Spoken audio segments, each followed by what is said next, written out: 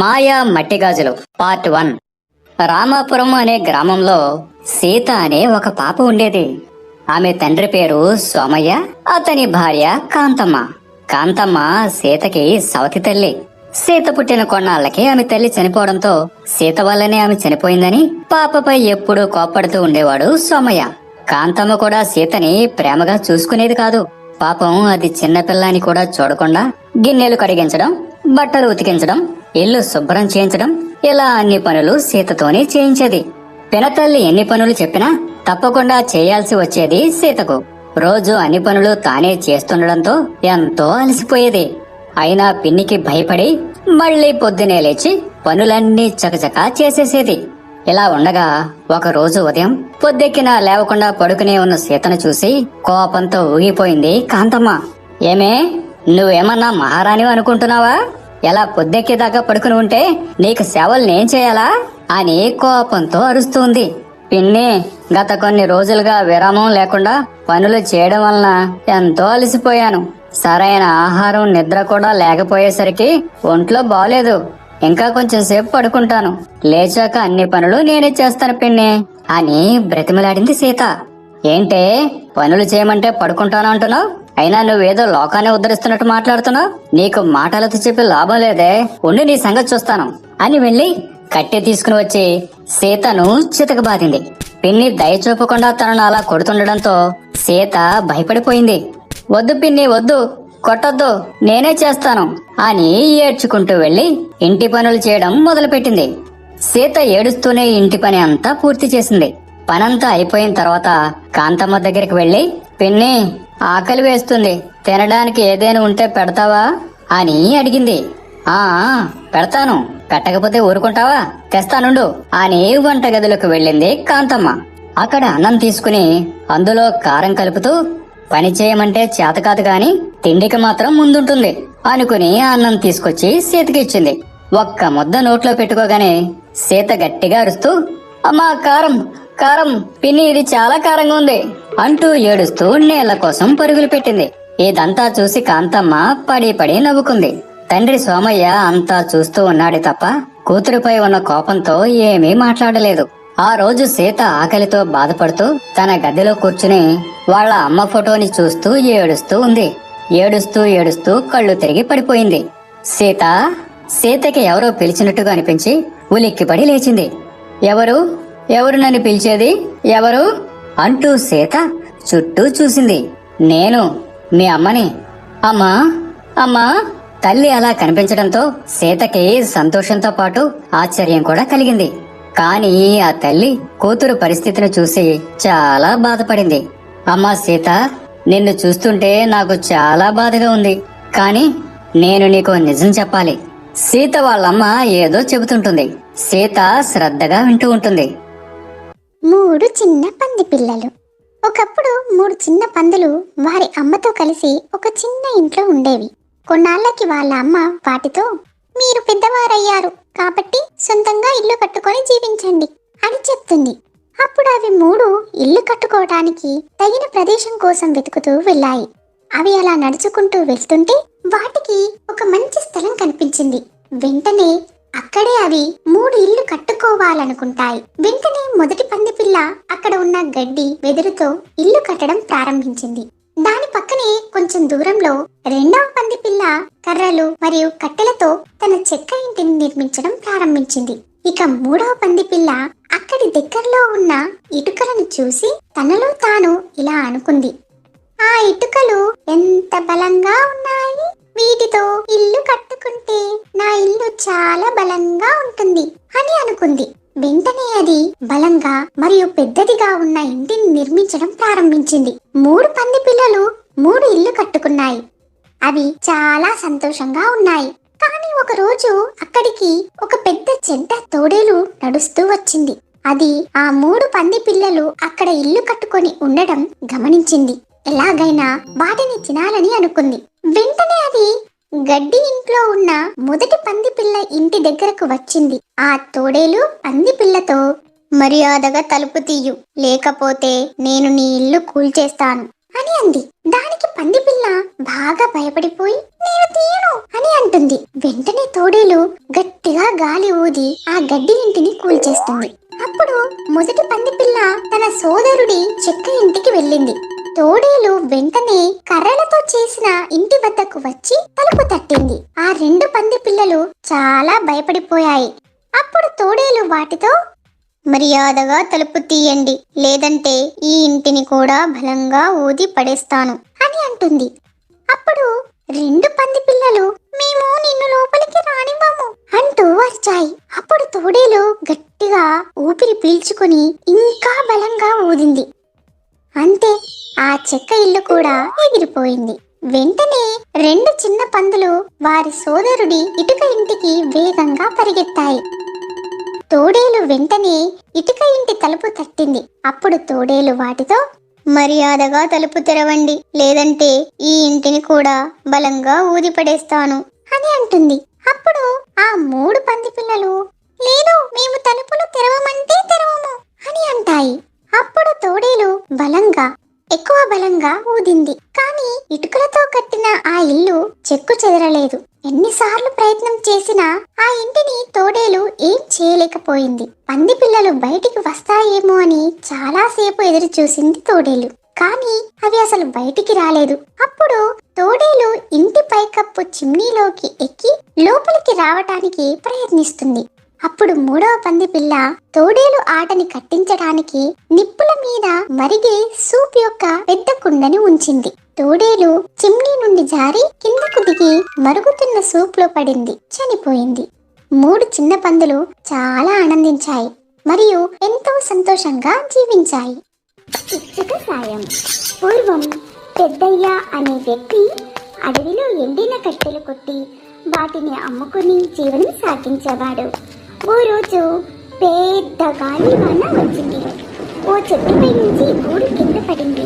అందులో చిన్న చిన్న పిచ్చుక పిల్లలున్నాయి. తల్లి పిచ్చుక బాధతో అరుస్తోంది. పెద్దయ్యకు వాటిని చూడగానే జాలి వేసింది. ఆ గూడుని జాగ్రత్తగా మళ్ళీ చెట్టు మీద పెట్టాడు. తల్లి పిచ్చుక చాలా సంతోషించింది.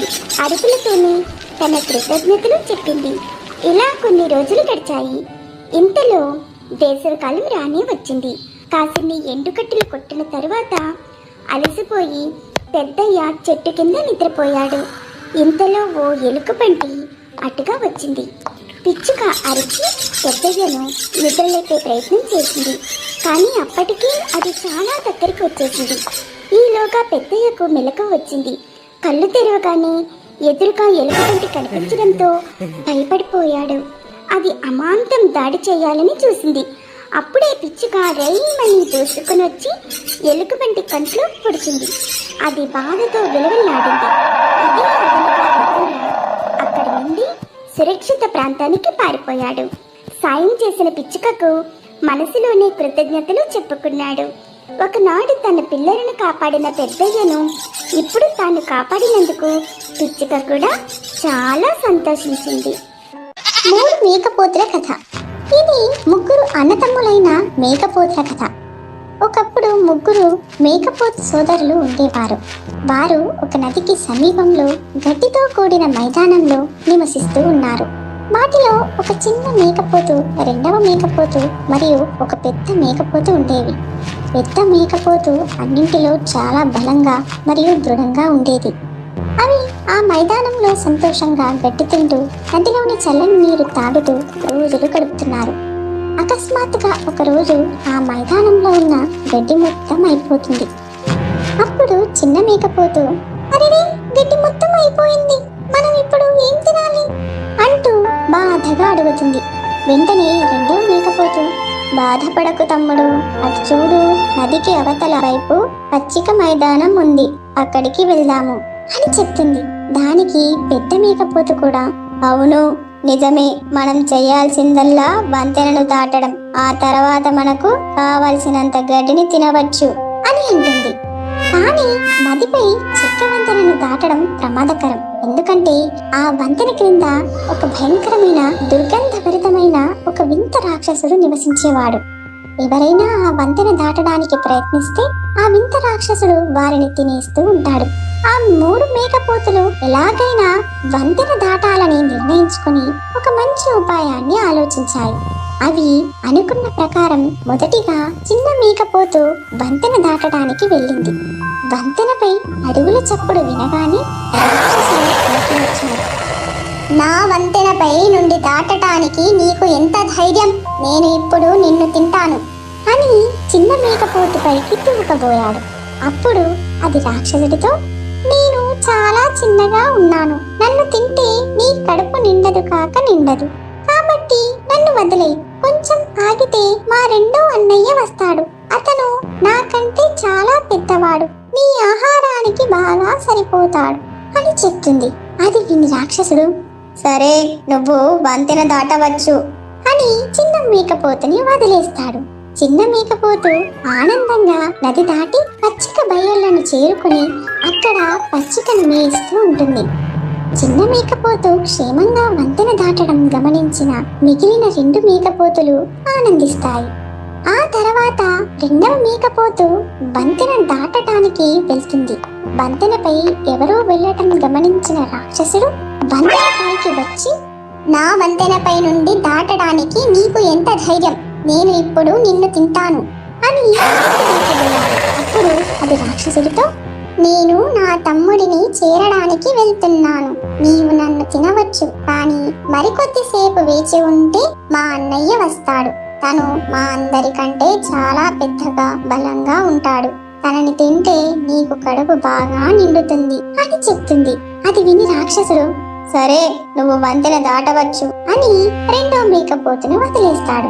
రెండో మేకపోతు ఆనందంగా నది దాటి చిన్న మేకపోతును చేరుకొని అక్కడ పచ్చికను మేస్తూ ఉంటుంది.